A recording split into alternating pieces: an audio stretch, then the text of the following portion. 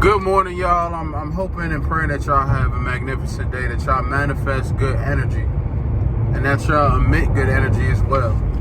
I just overall want to let y'all know, man, it's a lot of stuff that's going on in this world right now, right?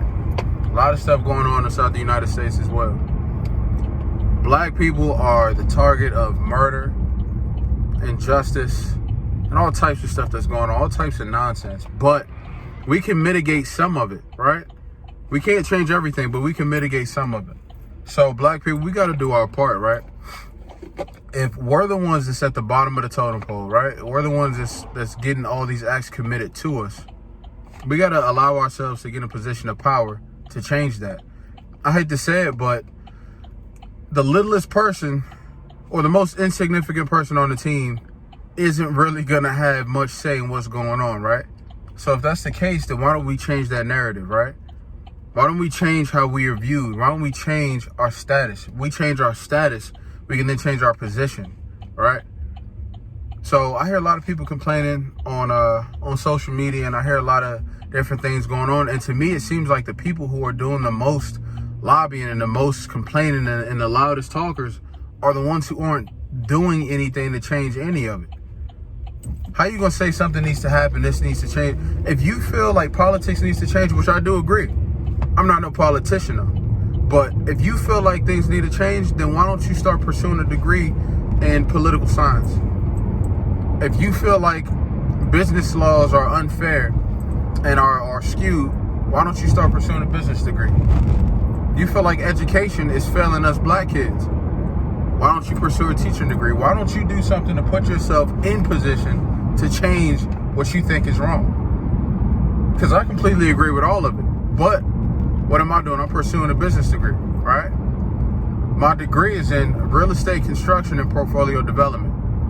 Now, I'm not getting behind real estate because everybody wants to be wholesalers and flippers, and we can talk about that in another video. I'm not getting behind it because of that. I'm getting behind it because look at our neighborhoods. If you really break down and look at how our neighborhoods are structured and set up, the infrastructure was put in place years ago, right? Like, I'm talking about like 50, 60 years ago, whenever they started to change where black people were living, as, you know, as inequality and stuff like that started to spread out. They started to change the neighborhoods that we lived in. They started to strip our resources. If you watch the Breakfast Club interview with Dr. Claude Anderson, he can break this down a little bit further. I ain't gonna go into the details of it. Check that out. Do your research.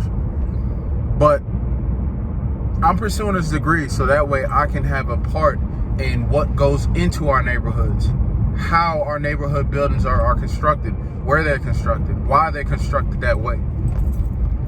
All right. Nowadays, we have a lot of youth that have idle hands. And what do they say about idle hands? Idle hands is the devil's work, right?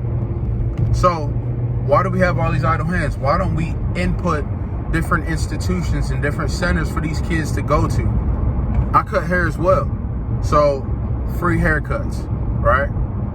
Financial literacy classes, etiquette classes, right? Plus, of course, you got to have sports in there. You know what I'm saying? You got to cook the little kids in basketball and football just to let them know that you ain't old yet. You know what I'm saying? But why don't we put all these different things in place so that way these kids don't have idle hands and they have a bunch of positive role models that surround them. Furthermore, they have a bunch of like-minded individuals around them as well, right? Because sometimes it's not cool to be positive, right? At least that's what's misconstrued, is that it's not cool to be positive. Our music is glorifying all types of nonsense, and I listen to the same stuff. I'm not even gonna lie. I love 21 Savage, Lil Uzi, and all of them. I be bumping my speakers, bro. But we gotta change what we actually doing out here. Don't mix up rap life or hip hop with reality, right? Most of these rappers ain't even living about what they talking about at all. And then half of them will tell you that. It's all music, right? It's supposed to create energy. It's supposed to create a vibe. It's supposed to allow you to feel a feeling and jam to it. You know what I mean? Resonate with that artist. But you got to realize everything that you rapping about, you manifesting, right? So they making money off what they rapping about, but you reciting the same stuff and you manifesting stuff in your life that you may or may not even want. You over here talking about going to the booty club and doing all this other stuff, bro. You married. You know what I'm saying? You over here talking about what you doing, shooting your grits on these females' face and all this other. Bro, you got a daughter. Like, at least that's how I look at it. I got a whole daughter. I'm not trying to hear that. But we got to do more as a people. We truly do got to do more as a people. I feel like right now everybody's motivated and everybody's all behind what's going on. Absolutely. But do something else about it instead of just talking about it. Like I said, put yourself in power. Reposition yourself so that way you matter. Right? If we don't matter, if Black lives don't matter, then why don't we make ourselves be a factor in what the hell is going on? If you got a bunch of black millionaires, now you got that 1% that are billionaires, they start to smell that. They start to see that. They're like, damn, we got a lot of black millionaires. So what's going to happen? They're going to start trying to shake and move policies and stuff like that. But now we got politicians that's in office that's behind the movement, that's behind the same mindset. They have like-minded goals and interests as you. So now they allow to change policy and fight for those laws and stuff that we need set in place for black businesses to thrive. But that starts everywhere. That's a united front. We talk about how black people aren't necessarily getting the same amount of job offers and stuff as white people. That is absolutely true. We are definitely singled out on applications and different things like that. But also, a lot of us ain't qualified. So you think it's just based on race? No, bro, you're not qualified. So if you're not qualified and you're black, you just gave me a double out. Why not just be black, right? But be qualified. Matter of fact, be overqualified. You overqualified, at this point, I was your best option to make your company the most efficient. And you chose somebody else over me. Why? Now that's when you can truly nitpick at what's going on and you can truly dissect it and realize that it's because of race or ethnicity. But if you're not qualified, bro, you don't even matter. You're not a factor. So shut up. Do whatever you got to go do.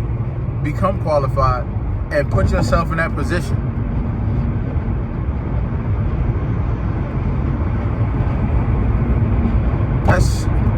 It blows my mind. It truly does blow my mind about how much complaining I hear. Not complaining.